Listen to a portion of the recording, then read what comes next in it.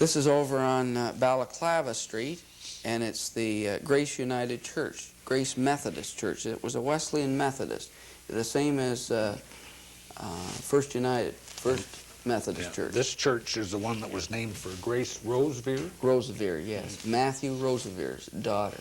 He was the prime mover in this church.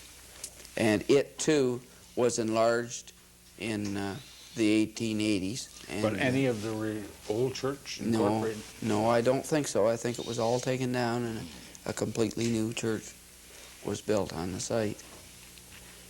Grace Church, I just forget when it was rebuilt. Well, it has it's a very nice church to this day, isn't it? Oh, yeah. The inside of it is, that's Peter Lang's church. No.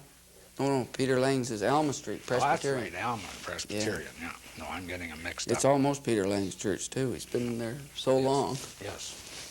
Yeah. This is Tom Curra's church. Oh. Grace Church. Now, across the street from that church was St. John's Episcopal. Oh, that's the first church. St. John's. Yes. And it was built the same year that Grace Church was built, 1873. See, right after the railways came, all the churches started to, the city grew, and with it the churches had to Well, all that part north of the station grew with the people who worked for the railroad. Yes. And, that would account, I hadn't thought of that before, but that's true. It's why all those small churches were built, isn't it? Yes. Now, this church moved to the site of the present St. John's. They didn't move the church, they just rebuilt a church because the people in the south end of town complained that they had to go down to Ross Street and back down here. Oh, yeah. So they moved it to St. John Street to make it convenient for the people in the south end of town. They were breaking away, actually. There were people that were living over in Irishtown on Elm Street that were going to this church, and they were gradually going to churches closer to them. But see, that's an interesting thing. From Ross Street to First Avenue, there's no north-south street crossing the railroad tracks. And, we just sort of accept it now. What you're saying is that the people went to that church if they lived on Wellington. Had to go along Wellington to Ross and come up Ross and then go along Talbot to get to this church. That's right. And they had a big problem with the school children. Sometimes they divided the school boundaries, and some of the children used to walk all the way across from Wellington Street across the railway tracks to go to Balaclava. And at one time the parents wanted a bridge built all the way across the railway tracks and the yards there to make accommodation for people who wanted to move north and south. That's the big tragedy of St. Thomas. There are no north-south roads that go right through.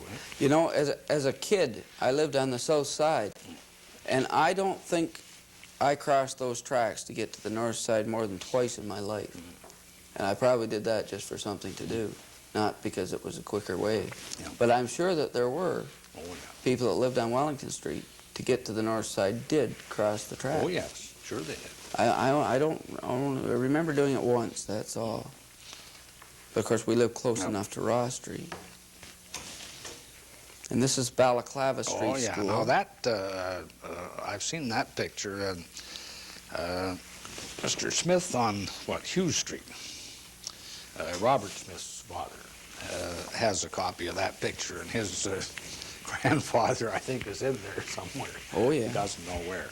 This was called St. David's Ward School when it was first erected. Yes. Well, this is an interesting school because...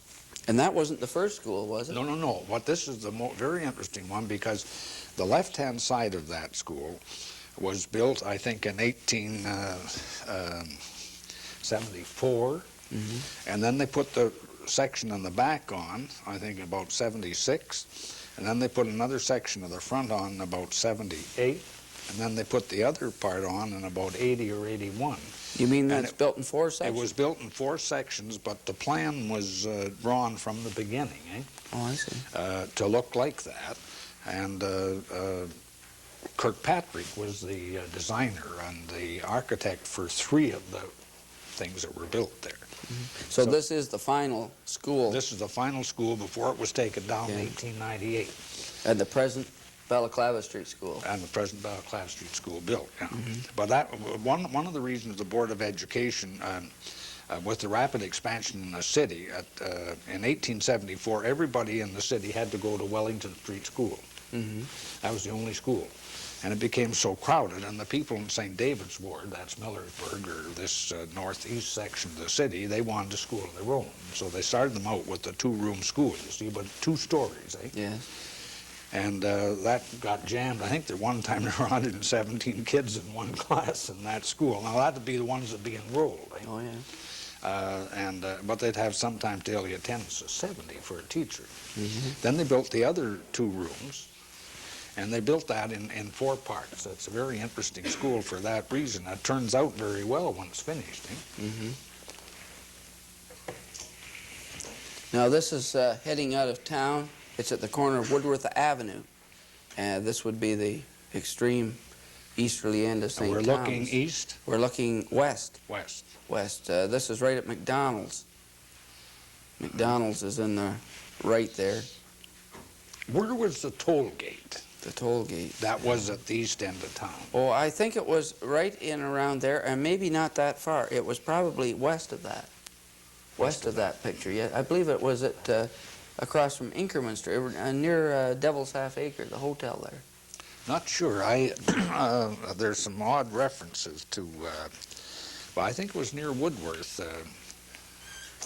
Yeah. This is the old post house, it was called, and it was on the site of Timkins. Oh, yeah. And I believe it was a hotel. It was a very old place, back to 1820 possibly. Is that a fact? Had the Lee family, I believe. Is that, you think that the Lee family? I do. I'm not positive of that, but I do think so.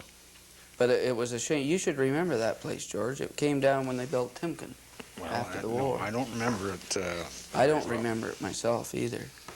But now this is out by the CPR tracks, and I don't know which way we're facing, east or west, but that's the CPR tracks out by the Hartz Mountain. But is this, we're looking, that road is running north-south, No, it's running east-west. The road is running east-west? It's Talbot Street. That's Talbot Street. That's Talbot Street? Yeah, it's 6 lanes now. What year is that picture? I believe it's 1905, 4 or 5. It's a 1904 or court 5. exhibit. It is dated. It is a court exhibit. But that highway there is now 6 lanes. Number 3 highway. Number 3, 6 lanes of highway. Well, We've just got a couple of minutes, George. have we? This is Cal Ellis in his first car, 1900, a Winton, and a very fine car. That was Much time. his first wife. 1 minute. His first wife there in that car. There's just 3 more, I think. And that was Cal. The same car, he modified it. W.H. Murch is with the bowler hat. Bob Johnson, R.W. Johnson, is sitting down there. It was the Camera Club on a little hike. Now, this is a picture, I don't know what it is. It's Gilchrist Hotel. And if anybody can tell me where it is, Mr. Cameron couldn't remember where it was either. Well, you can either phone me or phone Don. I'm afraid we'll have to wrap this program up. Now, Don, thank you very much for another fascinating evening looking at these pictures of old St. Thomas. This program will be repeated Friday night at 8 o'clock. That's the 11th of this month. And then Friday the 18th, it'll be repeated again at 8 o'clock. And we'll have a program in May, the second Wednesday in May. I think that's the 14th of May. And thank you very much for watching. And thank you again, Don, for all your contribution. And we'll see you in May. Good evening. Thank you very much, George. If anybody's got anything they can add, phone us up. Yeah. We'd be glad to hear from you.